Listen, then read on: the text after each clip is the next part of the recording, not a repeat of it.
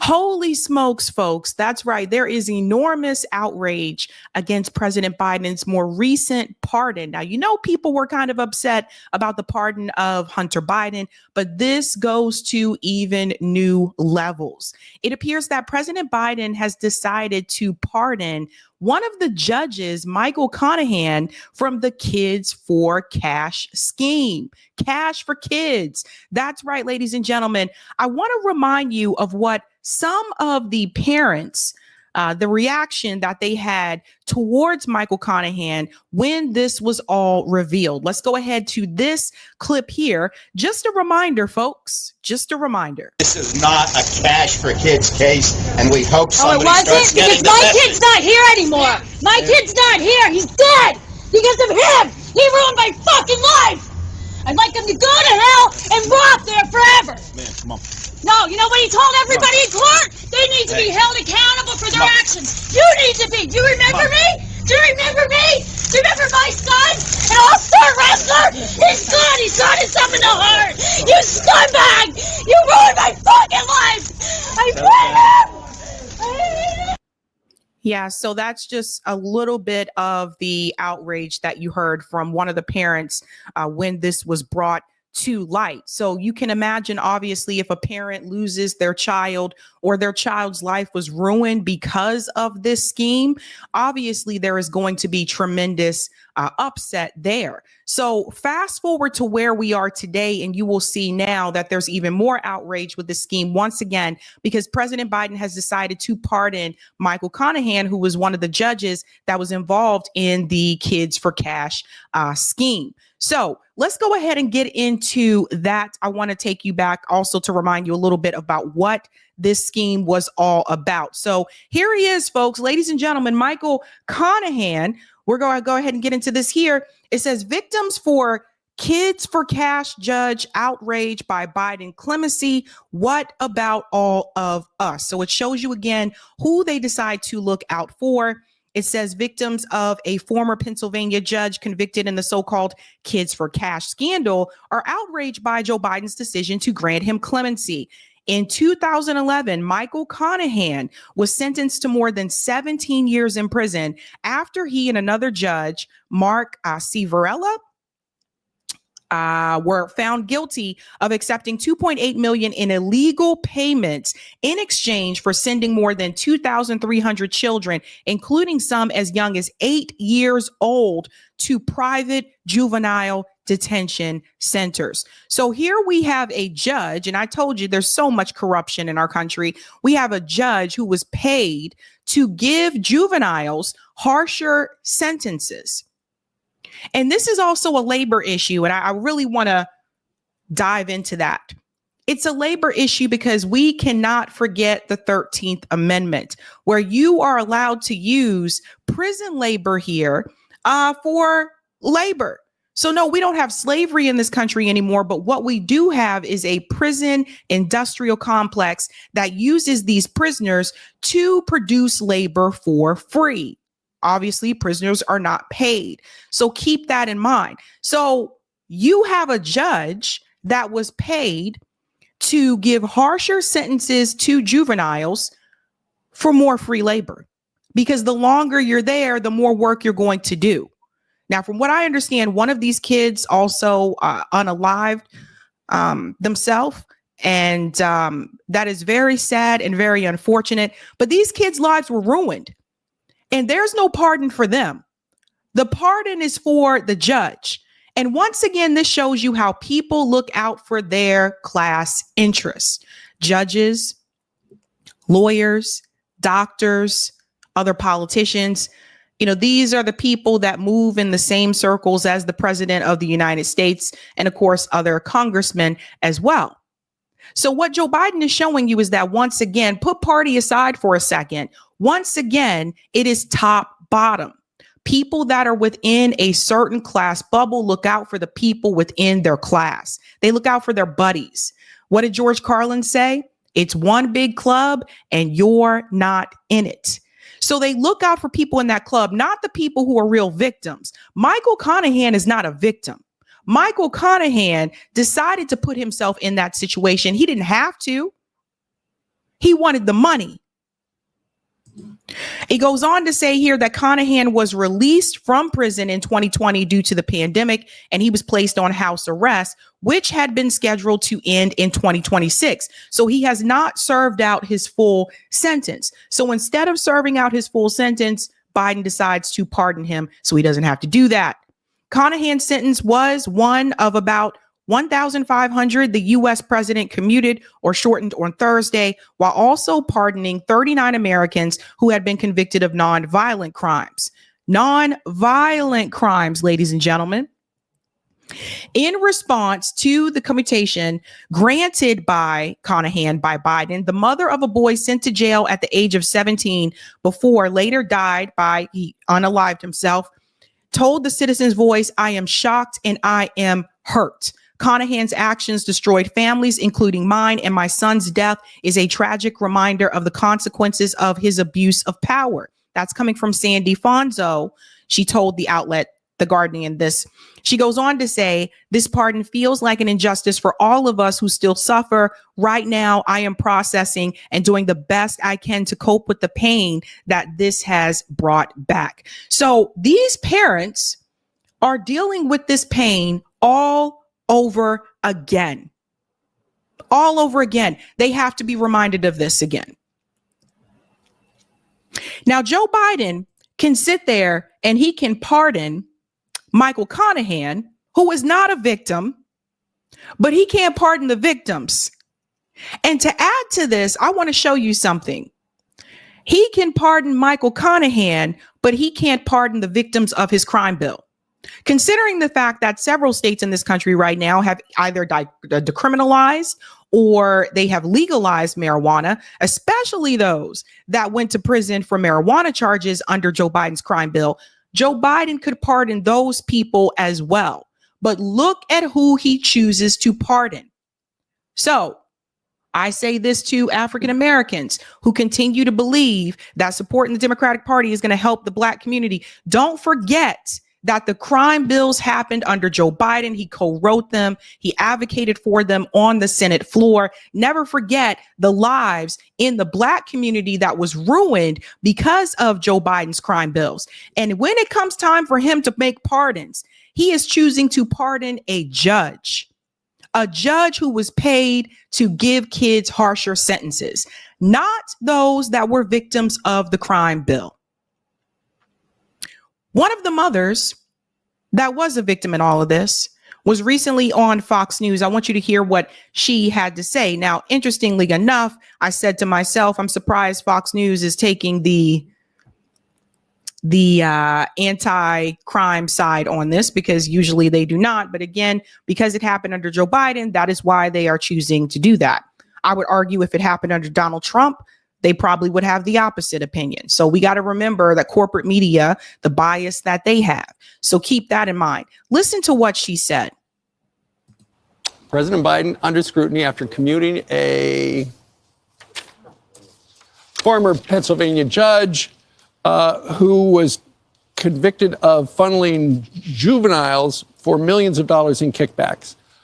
Her son, our next guest, was caught up in the so-called Kids for Cash scheme and joins us right now. Sandy Fonzo is with us from Pennsylvania. Sandy, good morning to you. Good morning.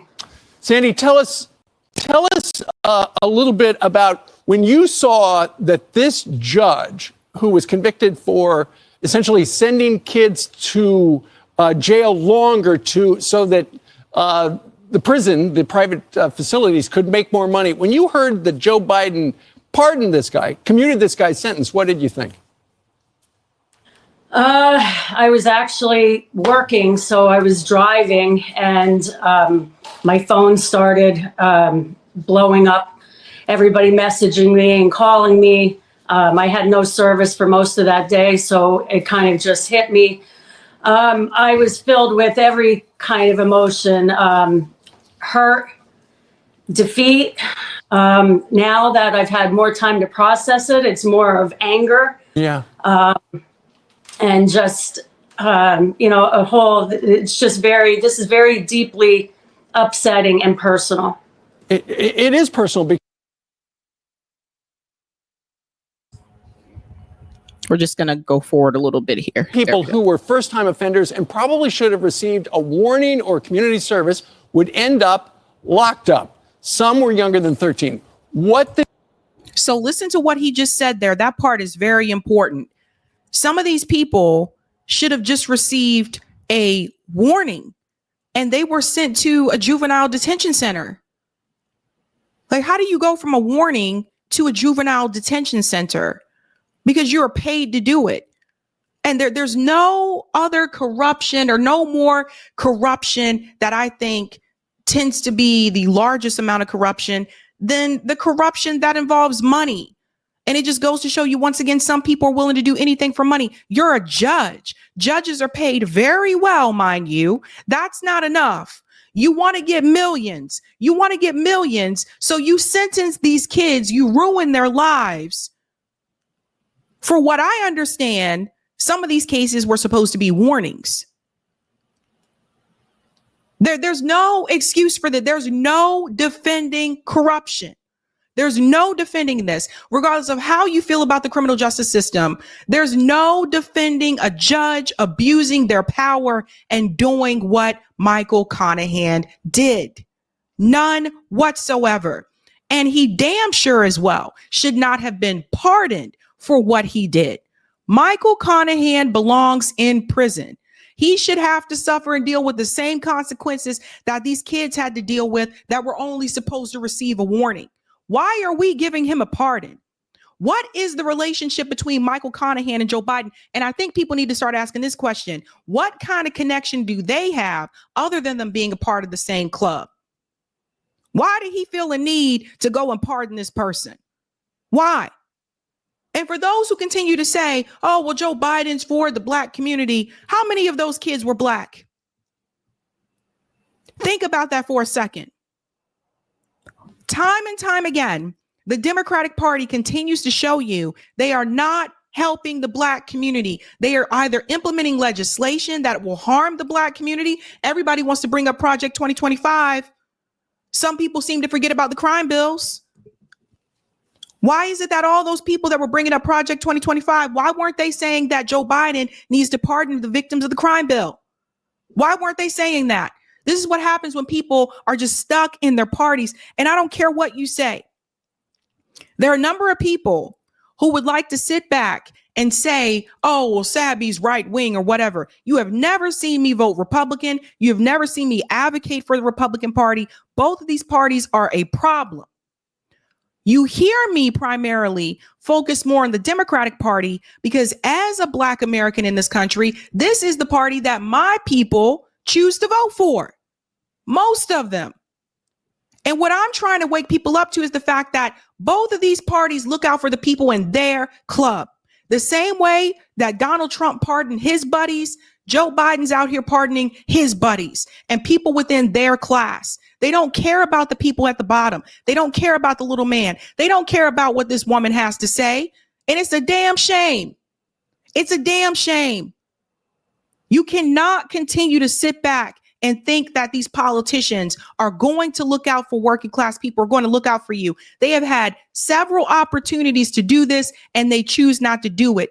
Every time they get this opportunity to help the people at the bottom, to help those who are marginalized, look at who they choose to elevate. Look at who they choose to pardon.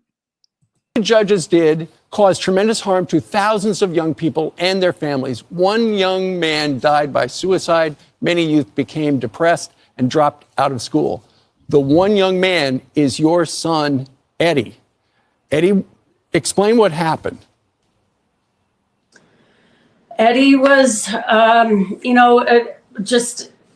he was a good kid. He was, a wrestler in high school. He had his whole life ahead of him. He did nothing more than any other kids at that age do. He was at an underage drinking party and he got caught and he went in front of this judge. He was placed in our local juvenile detention center and he was there for approximately 1 month. And in that time, they I was speaking with all of them, and it was to teach them a lesson, to get them back on track. And so when he came back in front of the judge, I had letters from teachers, from his wrestling coaches, of my son's character. He wanted nothing more to just get back home and back to his life, and that didn't happen. He was sent to this facility, and God knows what happened in that facility, because when my son did come out, it was 8 months at that time, I believe. He was not the same person. He was pent up with anger and bitter for all the wrong. He would not accept any kind of counseling. He didn't want to look you in the eye. I don't know, and I can't imagine, and I try to not think about what happened to him in that facility, but he never recovered from it. So first of all, alcohol. Sent to juvenile detention center for alcohol. What did she say? She said her son was at an underage drinking party. So he went to juvie for that? For alcohol? Meanwhile, you have Joe Biden's son, Hunter Biden, who's a whole grown ass man in his 50s, who just got pardoned, which is going to protect, of course, not just drug use, not just the gun charge, but going all the way back to 2014, which would involve his business dealings in Ukraine as well. Hunter Biden is a grown ass man. And I sat there and I watched Joe Biden make excuses for Hunter Biden, even today, while Hunter Biden is in his 50s. But you had a kid who was at an underage drinking party, who was sentenced to juvie, and because of the Kids for Cash scheme, and Joe Biden chooses to pardon the judge who sent these kids to juvie instead of pardoning the kids that went to the What is happening in this country? How can you look at this and say that this is okay? How can anybody look at this and say that what happened is right, that justice was served? As I said before, we don't have what you call a justice system, right? We really have an injustice system. We really do, if you think about it. If you have money, if you have the right networks, if you have resources in this country, you can get away with a lot. And we're seeing that happen with the judge right now. Yeah, he was sentenced, but now he's pardoned. This isn't happening for everyday people. Everyday people, these kids have their lives ruined. What are they going to do? Like going forward? Pardoning the corruption instead of pardoning the ones that were victims of the corruption. We were fighting this, and these judges just had control. They had all the power, and nobody could say anything. Nobody could step up. I mean, there was a judge, Ann Lakuta, in our courthouse, and when she tried to step up, she was ousted. She was thrown out. Everybody was afraid. These judges just had power, and when they shut down that our community detention center, against, all the recommendations of our city board members, they built their own for-profit juvenile detention center. And this Conahan was president judge. And when that happened, he appointed Chivarella as the juvenile judge. And these kids were just funneled in and to keep these beds filled. And this went on for years. And until, the money was seen, that's when the feds finally stepped in and all this, came out.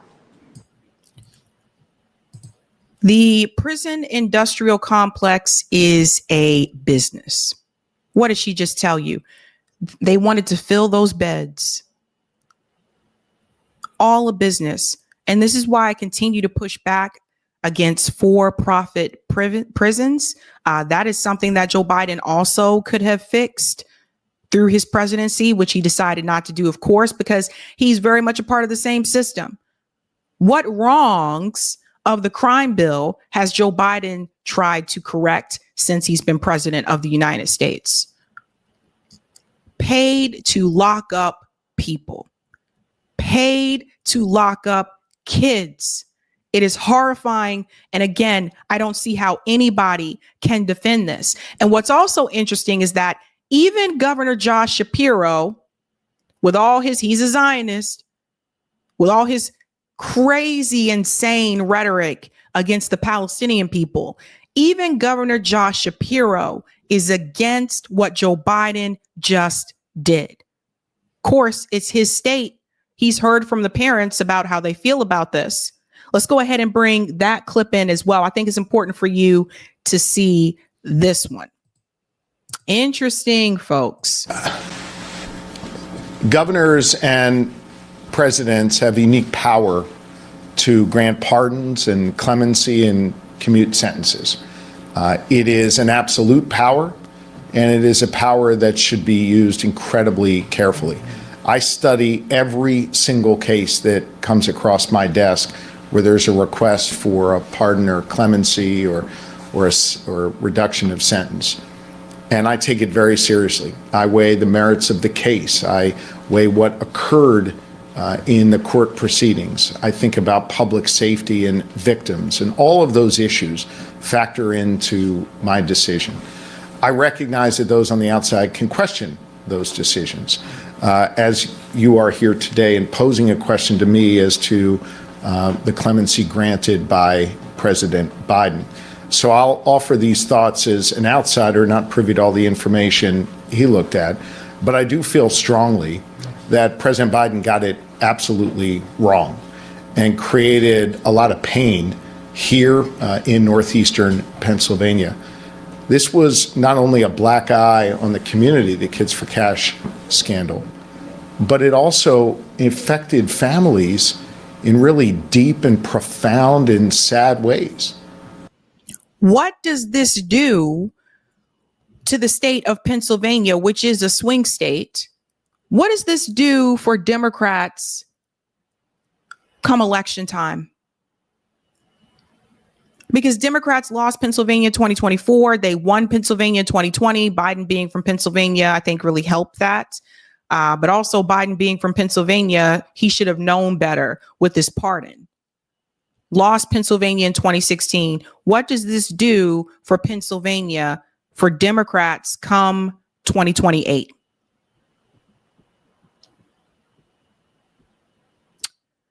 What happens? Or 2029? What happens? How are Democrats going to win that state? Pennsylvania carries a lot of electoral votes. How are Democrats going to win the state of Pennsylvania after what Biden just did? It almost kind of feels like Joe Biden is quietly trying to screw over the Democratic Party. It almost kind of feels like Joe Biden is still not too happy about the fact that he was pushed out of this race, and he's still trying to punish Democrat leadership or the party in many ways that he can. That's what it almost seems like to me. Some children took their lives because of this. Families were torn apart. There was all kind of mental health issues and anguish that came as a result of these corrupt judges deciding they wanted to make a buck off a kid's back. Frankly, I thought the sentence that the judge got was too light. Yeah, so that's interesting there that Josh Shapiro thought that the sentence that the judge received was too light, that it should have been heavier than it was. But all I can say is this, ladies and gentlemen, this is absolutely insane. It's a tragedy. I feel sorry for the parents. I feel sorry for those kids that went through this. It's a slap in the face to them. And it basically just says to them that, like, you know what? We don't care about you. We care more about the person in power. We care more about clearing the judge's name and helping the judge. And it just goes to show you that once again, how power and more so the power dynamics work and operate in this country and across the world. It shows you how the powerful are able to get things that those of us at the bottom have to beg to get and usually do not receive. So at the end of the day, this is not just a corruption issue, it's also a labor issue. And then we really need to take a look at how the powerful in this country are able to basically get away with whatever they want as long as they have the right connections and the right resources. Hey guys, this was a Sabby clip. If you like what you saw, hit that like button and subscribe.